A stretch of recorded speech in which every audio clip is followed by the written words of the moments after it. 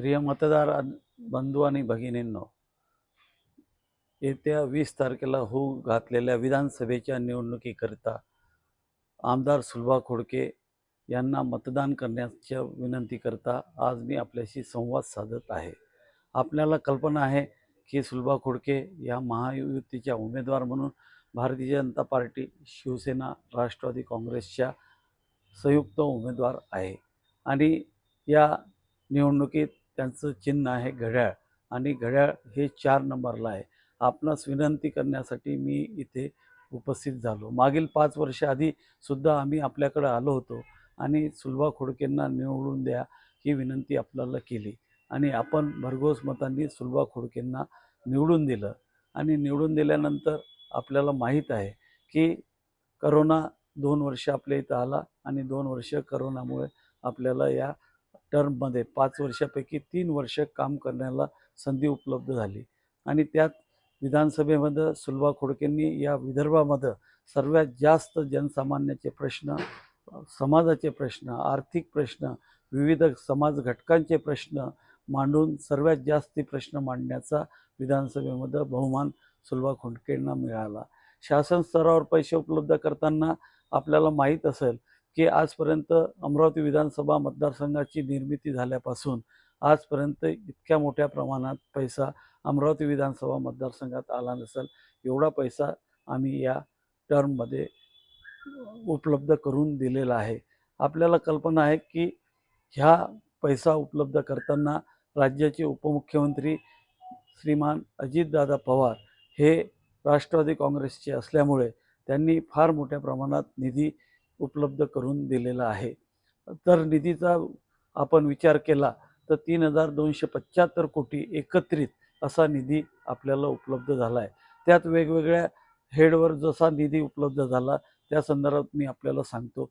रस्ते विकासासाठी 742 कोटी, पाणी पुरवठ्यासाठी 1,000 कोटी, अमरावतीच्या इमारताकरता 719 कोटी, आरोग्य सुविधेसाठी 263 कोटी, महावितरण किंवा MSEBीसाठी 49 कोटी, क्रीडा सुविधेसाठी 82 कोटी, आरोग्य योजनेसाठी 196 कोटी, त्यानंतर आवास योजनेसाठी 190 कोटी, चौक सौंदर्यीकरणाचा 7 कोटी आणि तसंच पर्यटन विकासासाठी 28 कोटी असं एकत्रित 275 कोटी रुपयाचे कामं, प्रामुख्यानं मोठमोठे कामं आम्ही यात पकडलेले ते करण्याचं काम आम्ही मोठ्या प्रमाणात केलं. त्यानंतर आम्हाला प्रत्येक आमदाराला असं वाटत असते की आपल्या कार्यकाळामध्ये एक तरी काम असं झालं पाहिजे की लोक निरंतर त्याचं उदाहरण देईल आणि ते त्यांना समाधान वाटेल आणि आमदारालाही समाधान वाटेल असं एक काम आम्ही आमच्या या 3 वर्षाच्या कार्यकाळात, 5 वर्षाच्या कार्यकाळात केलेलं आहे आणि ते म्हणजे पाणी पुरवठ्याच्या संदर्भात. आपल्याला कल्पना असेल की आपल्या अमरावतीला शहराला पाणी पुरवठा जो होतो तो मोर्शीवरून पाईपलाईननी पाणी येतो आणि त्यानंतर आपण ते पाणी डिस्ट्रीब्यूट करतो आणि मोर्शीवरून अमरावतीला ज्या पाईपनी पाणी येतो ती सिमेंटची पाईपलाईन होती. त्याचं आयुष्यमान जे आहे ते 2020 पर्यंतचं होतं आणि त्याचं आयुष्यमान संपल्यामुळं फोर्सनी जर पाणी सोडलं तर पाईप जागोजागी फुटून जात होते आणि त्याच्यामुळं आपल्याला जो पाण्याचा फोर्स मिळत नाही, पाणी अनइव्हन मिळते, त्याचं कारण ते होतं आणि त्या संदर्भात आम्ही सर्व वरिष्ठ अधिकाऱ्यांशी चर्चा करून एक योजना तयार केली आणि ती योजना जवळपास 865 कोटी रुपयाची केंद्र शासन, राज्य शासन आणि जीवन प्राधिकरण अशी मिळून ती 865 कोटीची योजना मंजूर केली आणि त्या योजनेचं प्रामुख्यानं त्यामध्ये मोर्शीवरून अमरावतीपर्यंत जी पाईपलाईन टाकण्यात येणार आहे ती आता लोखंडी पाईपलाईन असेल. त्यानंतर 20 पाण्याच्या टाक्या अमरावती विधानसभा मतदारसंघात नव्याने येतील आणि त्यानंतर नवीन वस्त्या ज्या वाढतील त्याचं जे पाईपलाईन लागणार आहे ती पाईपलाईन तिथं त्यामध्ये त्याचा समावेश आहे आणि ही योजनेचं अनुमान जे पकडण्यात आलं आहे 2055 पर्यंत अमरावती शहराची जी लोकसंख्या राहील त्या लोकसंख्येच्या अनुमानाने ही योजना तयार करण्यात आलेली आहे.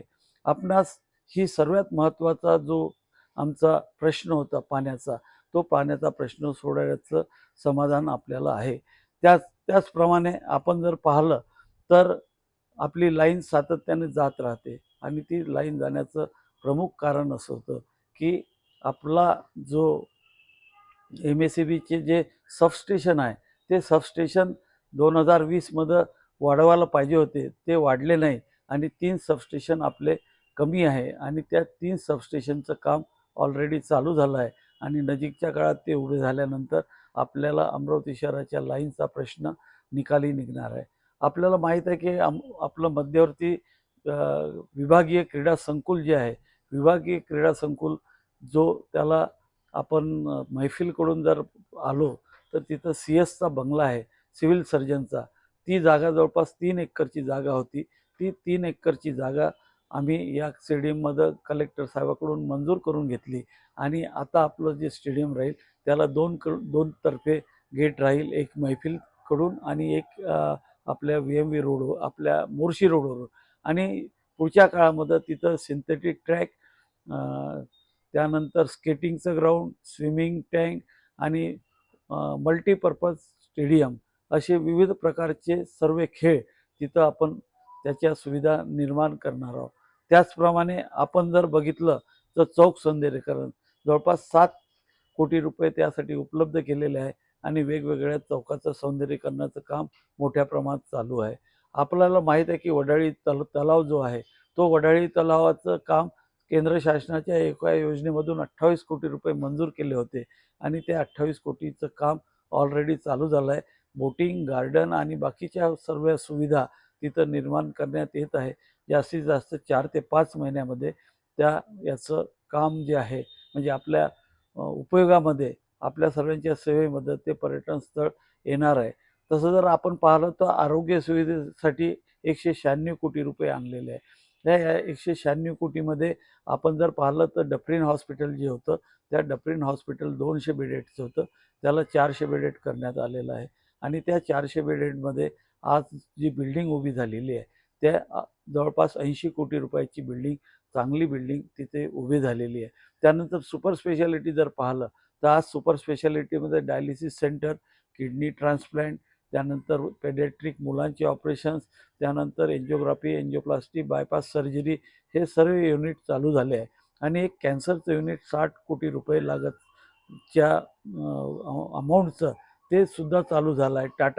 टाटा हॉस्पिटल कॅन्सरचं जे आहे त्याच्यासोबत त्याचं टायअप करण्यात आलेलं आहे आणि ते नजीकच्या काळामध्ये तिथं केमोथेरपी असतील, लाईट्स असतील, ह्या ज्या सुविधा कॅन्सरमध्ये पाहिजे त्या सुविधा तिथे उपलब्ध होणार आहे आणि 4 किंवा 5 महिन्यात हे हॉस्पिटल चालू होणार आहे.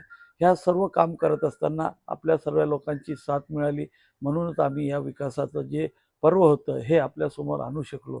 त्याप्रमाणे आपल्याला माहीत आहे की आपली सर्वात मोठी एक मागणी होती की अमरावतीचा जो टॅक्स वाढलेला आहे तो टॅक्स कमी झाला पाहिजे. त्या संदर्भात आम्ही अजितदादा पवार यांच्यासोबत चर्चा केली.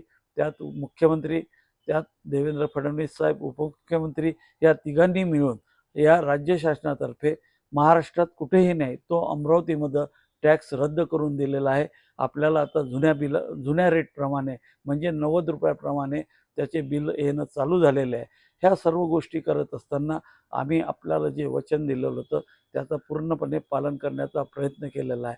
समाजात जे वेगवेगळे घटक आहे त्यांचा विकास करण्याचं सुद्धा आम्ही काम चांगल्या प्रकारे केलेलं आहे. आपणास विनंती की येणाऱ्या 20 तारखेला आपण घड्याळ या चिन्हाचं बटन दाबून महायुतीच्या उमेदवार भारतीय जनता पक्ष, शिवसेना, राष्ट्रवादी व इतर मित्र पक्षाच्या उमेदवार यांना भरघोस बहुमताने निवडून द्याल ही आशा व्यक्त करतो आणि थांबतो. आपलं धन्यवाद.